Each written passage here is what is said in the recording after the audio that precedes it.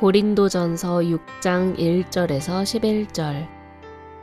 너희 중에 누가 다른 이와 더불어 다툼이 있는데 구태여 불의한 자들 앞에서 고발하고 성도 앞에서 하지 아니하느냐?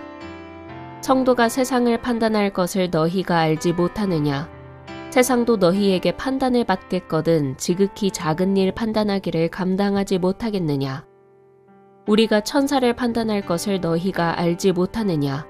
그러하거든 하물며 세상 일이랴. 그런즉 너희가 세상 사건이 있을 때에 교회에서 경히 여김을 받는 자들을 세우느냐?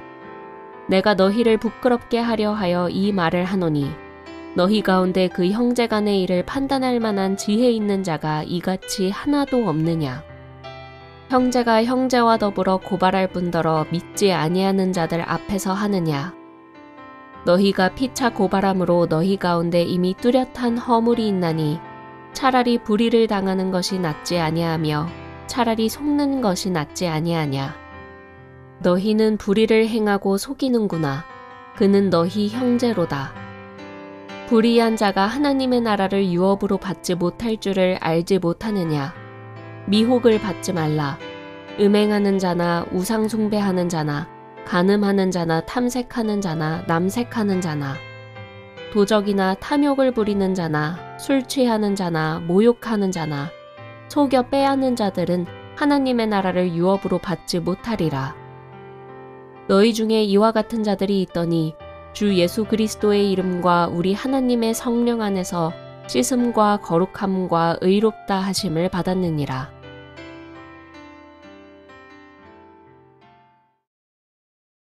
여러분, 저희 교회에서 주일날 늘 예배 시간에 광고를 하잖아요. 근데 가끔가다 그 광고 할 때에 이런 광고를 하는 경우가 있어요. 성도끼리 만나서 교제하는 것은 얼마든지 좋지만 이런 건 하지 마세요 하면서 대표적으로 다단계, 보험, 그리고 어떤 무엇인가의 경제적인 이득을 위해서 투자나 투기를 권하는 일, 이건 제발 성도들끼리는 하지 마시기 바랍니다. 가끔 광고를 해요. 광고를 하는 이유가 있지요. 그리고 우리가 늘 목장을 중요하게 생각하고 또 목장 한 학기를 이렇게 출발할 때 보면 목장의 그 교재가 나오잖아요. 그 교재 보면 맨 앞부분에 목장 활동에서 금지 사항, 그렇게 되어 있는 내용이 있어요. 목장 활동에서 금지 사항, 거기 보면 상거래 금지, 상거래 금지, 또 금전 거래 이거 금지, 이렇게 나와 있습니다. 아무래도 이제 여기 교회도 사람들이 모이는 이 장소이다 보니까 별별 해프닝들이 많지 않겠어요. 그 중에 이런 게 있습니다. 이분이 이제 교회를 처음 나오기 시작을 하신 분인데, 이분이 또 일종의 브로커예요. 브로커 아시지요? 그래서 어떤 분에게 땅 투기를 권면한 거예요. 좋은 땅이 있다고. 이런 데 전문가니까 알아먹게 그분이 이렇게 좀 빠져들 수 있도록 설명을 했겠지요. 근데 저쪽 편은 어쨌든 이분을 교회 안으로 더 깊숙이 좀 이렇게 모시고 싶고, 이분이 좀 믿음과 신앙을 갖기를 간절히 바라는 마음이 있지요. 그러니까 좋은 의도에서 그걸 그대로 받은 거예요. 그래서 땅을 그렇게 산 거예요. 근데 나중에 문제가 생겼어요. 큰 갈등을 양쪽이 다 겪지 않겠습니까? 또 어떤 경우는 이제 개인적인 사정에 의해서 경제가 어려울 수도 있고, 아니면 다른 급하게 돈이 필요할 수도 있고, 그런 일들이 있지 않겠어요?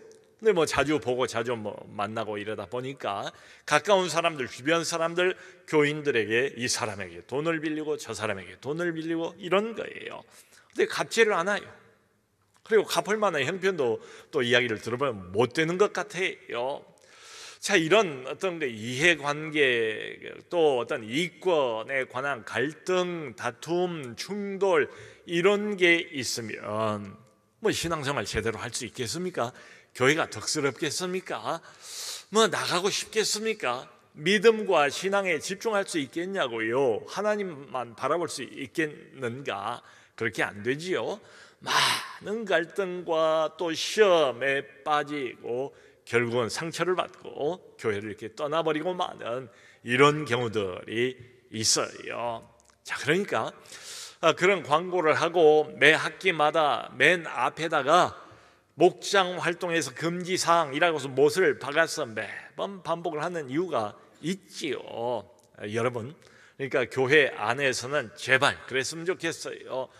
그저 말씀 나눔만 있으면 좋겠고, 기도 나눔만 있으면 좋겠고, 그리고 은혜 받았으니까 은혜 나눔만 있으면 얼마나 좋을까. 성도 여러분, 우리가 하나님 믿는 사람들 맞습니다. 우리가 거듭나고 구원받은 하나님의 백성, 하나님의 자녀 맞습니다. 근데 그럼에도 불구하고 어떻습니까? 현실은 많이 부족한 사람들이잖아요. 여전히 신앙생활을 하면서도 우리가 허물도 많고 실수도 많고 그런 사람들이에요.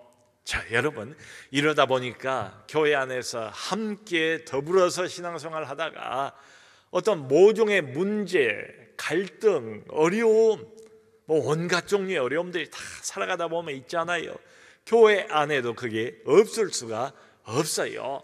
아예 그냥 없으면 좋겠지만 이 지상 교회에서는 그게 완전히 사라지진 않습니다. 문제가 있기 마련이에요. 그래서 진짜 중요한 질문은 이 문제와 갈등과 어려움은 있을 수밖에 없다. 교회라 할지라도. 그러면 진짜 질문은 이 문제를 교회가 아니면 내가 어떻게 다루어야 될 것인가? 이게 진짜 질문이에요. 완벽한 교회는 이 땅에 없어요. 그런 교회 있으면 저한테 좀 말씀을 좀 해주세요. 제가 그 교회를 좀 가보게 말이죠. 그런 교회 있다면 아마 노동하도 그 교회로 먼저 옮기려고 그럴 것 같아요. 없어요. 문제는 있을 수밖에 없습니다. 자, 그런데 여러분, 세상과 교회는 다르잖아요. 교회는 세상 단체가 아니지 않습니까? 그러니까 어떤 그 양자 간에 어떤 다툼, 갈등, 이해관계, 이권 문제 이런 게 불거지게 되면 세상에서는, 교회 바깥에서는 되게 어떻게 그 처신을 합니까? 뭐 물어볼 것도 없이 아주 쉽게 세상 법정으로 그 문제를 끌고 가잖아요. 그리고 서로 뭐 고소하고 고발하고. 이걸 제일 잘하는 사람들을 보니까 정치권에 있는 정치인들인 것 같아요. 여당이든 야당이든 뭐 지금도 계속 뉴스를 통해서 보는 게 뭡니까? 그저 몇 사람이 이렇게 그 법정으로 뭘 이렇게 들고 와서, 상자 들고 와서 그 앞에다가 또 뭘 이렇게 죄목을 써 붙이고, 그리고 고발을, 여든 야든 서로 상대방을 고발하는 것, 마치 그게 무슨 유행이나 되는 것처럼, 내가 질세라 하는 것처럼 그렇게 열심히 툭 하면 서로 고소하고 고발하고 세상 법정에다가 일러 바치는 이런 일들을 계속하고 있습니다. 자, 그런데 바울의 말은 고린도 교회가 여러 문제가 있었지만 이 문제도 있었다는 거예요. 세상 사람들이 하는 것처럼 고린도 교회 안에 성도들끼리 무슨 뭐 이런 갈등, 이해관계, 이권다툼 등등의 문제가 있을 때 어쩌면 그렇게 쉽게도 뭐 조금도 생각을 안 해보는 것처럼 세상 법정으로 이걸 끌고 가서 네 형제를 고발하느냐, 이 말입니다. 그러지 말아야 할 사람들이, 그러니까 평소에 그저 오랫동안 늘 주일날 얼굴 보고 함께 은혜 받고 함께 말씀도 나누고 함께 교제하고 함께 예배하고 함께 찬송하고 함께 동역자로 알고 있었던 그 사람을 이권다툼, 이해관계 이 문제 때문에 법정으로 끌고 와서 불신자들 앞에서 네 형제를 고발하는 게 과연 가당한 일이냐, 이제 이렇게 바울이 반문을 하는 겁니다. 여러분, 만일에 이런 일이 있으면 뭐 세상 법정에서는 뭐 승자가 있고 패자가 있잖아요. 한 사람은 이기고 한 사람은 지지 않겠습니까? 누가 승자일까요? 과연 둘 다 패자예요. 바울이 하는 말은 그걸 암시합니다. 둘 다 진 거다. 왜냐하면 믿는 사람답지 못했고 교회에 덕을 세우지도 못했고 하나님의 영광을 드러내지도 못하고 오히려 그 반대로 하나님의 영광을 가리고 그 이름을 추락시켰으니까 둘 다 패자가 마땅하지요.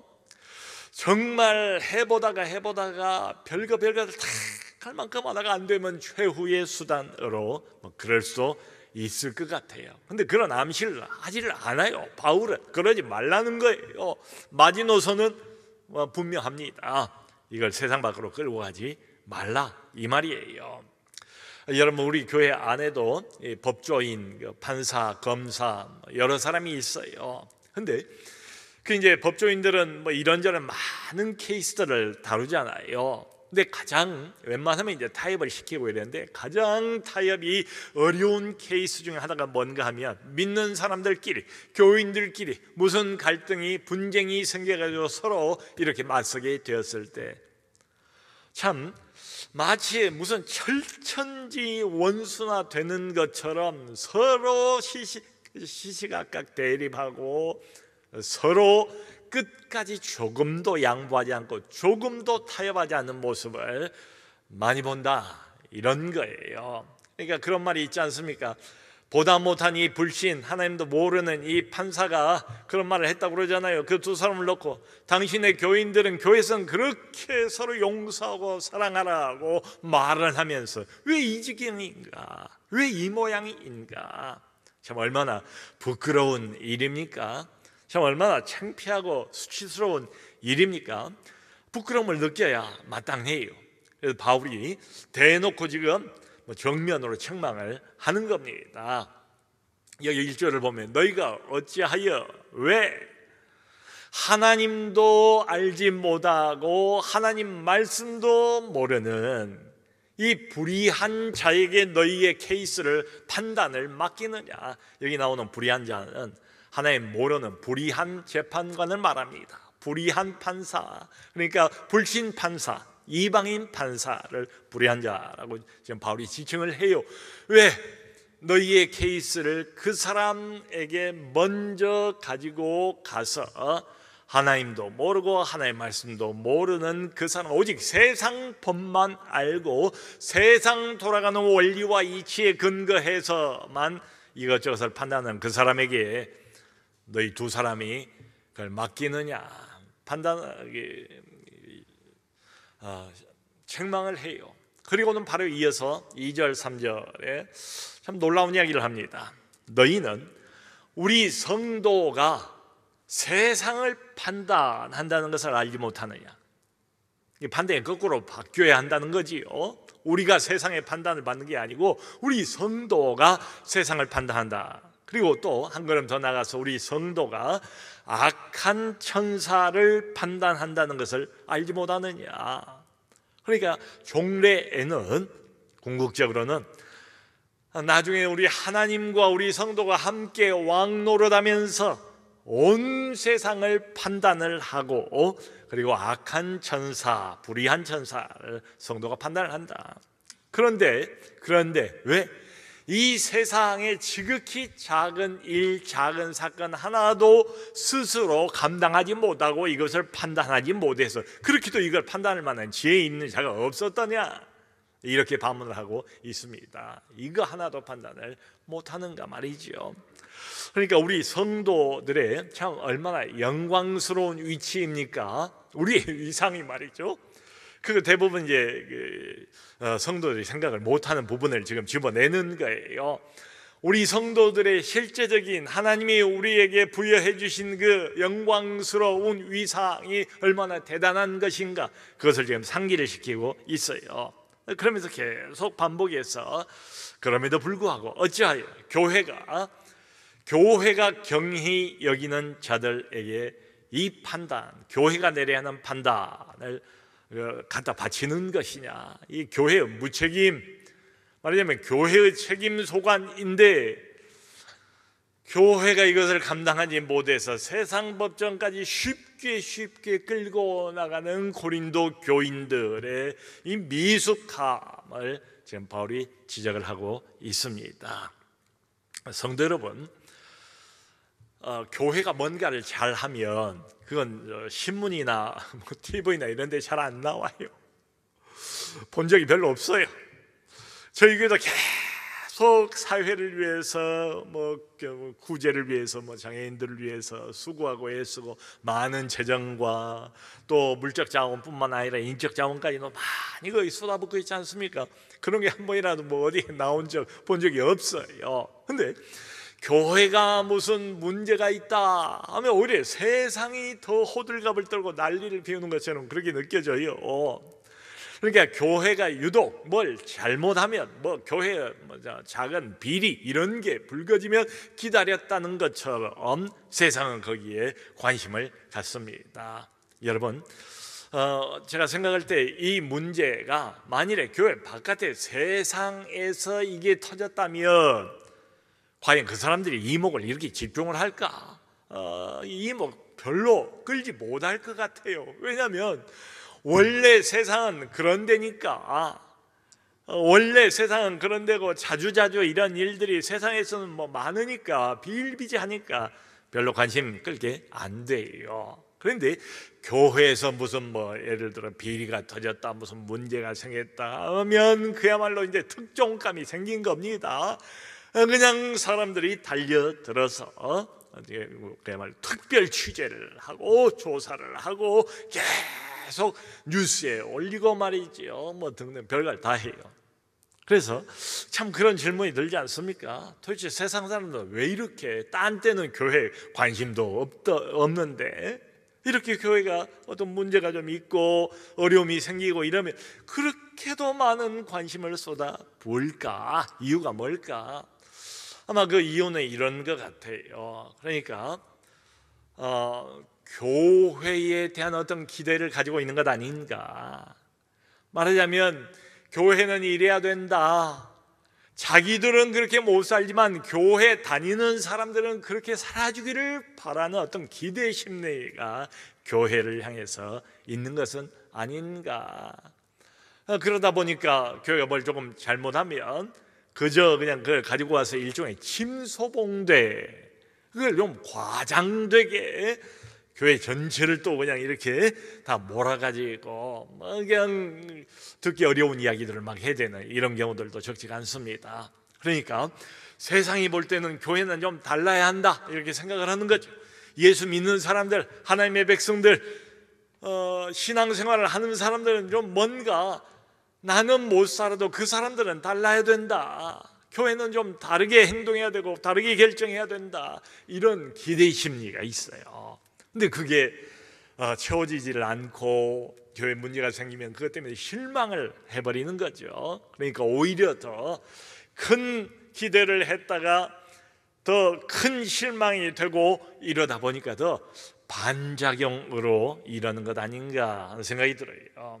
근데 바울의 말은 이겁니다. 일단 분명한 것은 교회 안에서 성도들끼리 어떤 문제가 생겼을 때 그걸 이런 상황인데 세상에 호시탐탐 교회의 비리와 교회가 문제가 있어가지고 안 좋은 모습을 보이기를 또 특종감을 잡으려고 기다리고 있는 이런 형편인데 교회 안에 어떤 문제가 있을 때 이걸 세상 밖으로 끌고 가지 마라. 그걸 보여주지 마라. 그러니까 이건 마치 불난 집에다가 기름을 붓는 격이다. 이런 거죠.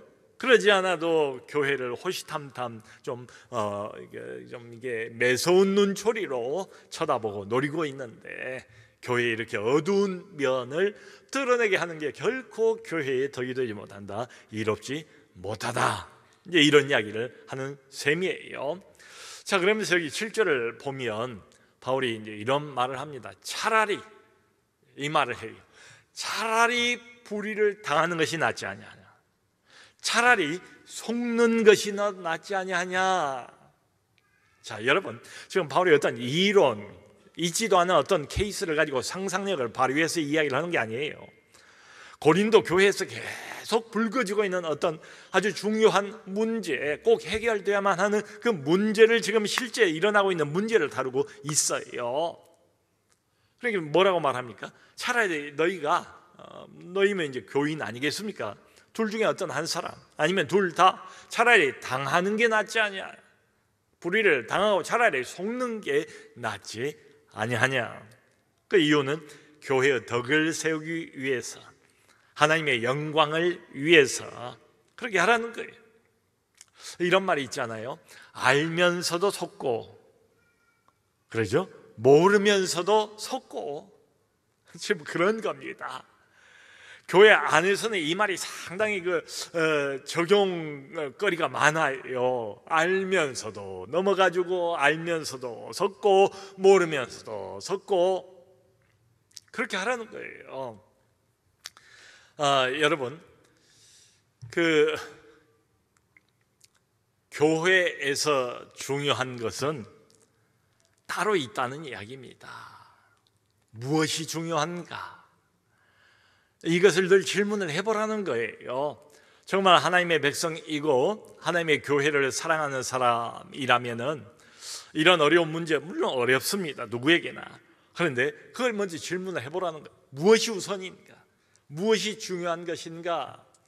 중요한 것은 바울의 말에 의하면 개인의 어떤 이득이나 이권이 아니래요.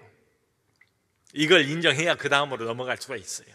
정말로 중요한 것은 교회의 명예가 중요하고, 그리고 하나님의 명예가 중요하다. 교회의 덕을 세우는 것이 훨씬 더 중요하다. 지금 이런 말이에요.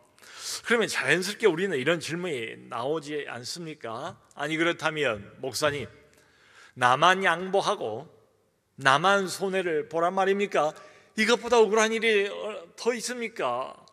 상대방은 꿈쩍도 않고 반성할 생각도 않고 조금도 양보도 안 하는데 그저 나만 일방적으로 참고, 일방적으로 당하고, 일방적으로 속고, 일방적으로 손해보고 이러란 말입니까? 그런 말입니다. 그런 말이에요. 아무나 실천하기는 어려울 겁니다. 그러면서 바울이 여기 9절 이하에 이 말을 덧붙이고 있어서 꽤 길게 여러 이야기를 하는데요, 아까 우리가 봤습니다. 이런 말이 나와요. 불의를 행하는 자 하나님의 나라를 결코 유업으로 받지 못한다. 속이는 자, 자신의 어떤 이해관계와 이권을 가지고 성도를, 같은 교회의 다른 지체를 계속해서 속이는 자 결코 하나님 나라 유업을 받지 못한다. 잠깐 이해관계에 눈이 멀고 돈에 눈이 멀어서 그런 일을 행하고 어떤 이득을 잠깐 얻을 수는 있을지 모르지만 영원한 상실, 영원한 버림, 영원한 저주 가운데 놓이게 되고 말 것이다. 그러니까 이 사람이 이런 것에 대해서 하나님께서 거기에 상응하는 처벌을 반드시 하실 것이다.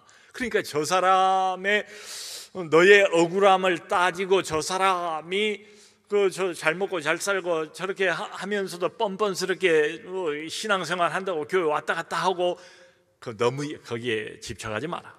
하나님이 반드시 알아서 가장 최상으로 적절하게 처벌을 하실 거니까 그건 하나님 손에 맡겨라. 그리고 너는 너 할 일만 하라. 이런 뜻이에요.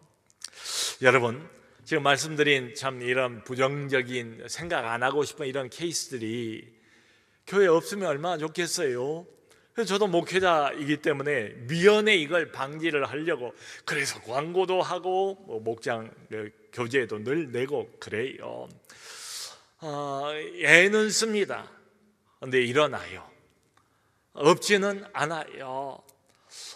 그러니까 예방책이 제일 좋은데 그렇게 예방을 하고 신경을 써도 이런 일이 어디선가는 일어난다. 그럴 때 어떻게 할 것인가? 그게 내 케이스일 때는 내 선에서 해결을 할 수 있다면, 내가 그것을 커버할 수 있다면, 감당할 수 있다면 거기서 끝을 내고 덮는 게 가장 좋고요. 그게 안 되면 교회는 그 여러 우리 영적 리더들이 있잖아요. 예를 들면 목자에게 조장에게 이야기를 하실 필요가 있어요. 혼자 끙끙 앓고 혼자 시험 들고 그리고 상대방에게도 그게 꼭 좋은 효과를 내는 것도 아니에요. 주변에 알만한 사람들 함께 기도하면서 이 문제를 고민하면서 해결해 갈 만한 그런 조장이나 목자들, 필요하면 또 목회자에게 꼭 이야기를 할 필요가 있어요. 목회자는 비밀을 늘 지키지 않습니까? 그리고 하나님 앞에 마음을 담아서 기도하는 사람들, 그 영혼을 이쪽도 저쪽도 다 케어를 해야만 하는 그 목회 대상들이잖아요. 어느 한 영혼도 버릴 수가 없어요, 목회자는. 그러니까 일단 목회자를 신뢰하고 목회자에게 이 케이스를 이야기할 필요가 있다. 그리고 안 되면 나중에는 우리가 공동으로 함께 좀 머리를 맞대고 고민하면서 이 문제를 교회 안에서 해결하기 위해서, 그래서 당회가 있는 거예요. 필요하면 당회에 가서 당회에서 이게 문제를 이렇게 논의하고 해결을 하면 됩니다.